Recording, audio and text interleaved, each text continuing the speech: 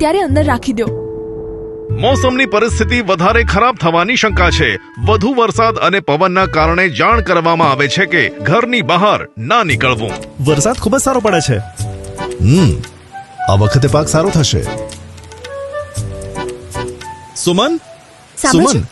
અરે વરસાદનું ખૂબ જ સારું વાતાવરણ છે. ચા અને પકોડા મળી જાય તો મજા આવી જાય. કેમ? બિલકુલ. ચા અને પકોડા. આટલો બધો વરસાદ પડે છે, તમને પાકની ચિંતા છે કે નહીં? ભાભી, આ મોસમને સમજવું આપણા વશમાં નથી. હવે આના માટે શું ચિંતા કરવી? પણ પાકની સુરક્ષાની ચિંતા તો કરવી જ જોઈએ ને. શું તમે પણ આમની જેમ ચિંતા મુક્ત છો? ભાઈ, પાકની સુરક્ષાની ચિંતા તો છે.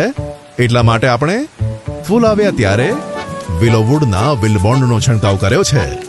તેનાથી પાકને રોગ પ્રતિકારક શક્તિ મળે છે અને પાક રહે દરેક મોસમમાં બેમિસાલ. દરેક મોસમ?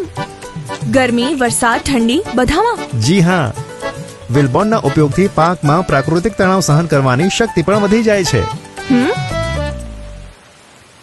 તો ચા અને પકોડા મારા તરફથી. આ થઈને વાત. કપાસ, શાકભાજી, દ્રાક્ષ, મગફળી અને કઠોળ જેવા પાકોમાં ફૂલ આવવાની અવસ્થામાં વિલબોન્ડના છંટકાવથી ગુણવત્તા અને ઉત્પાદનમાં વૃદ્ધિ થાય છે.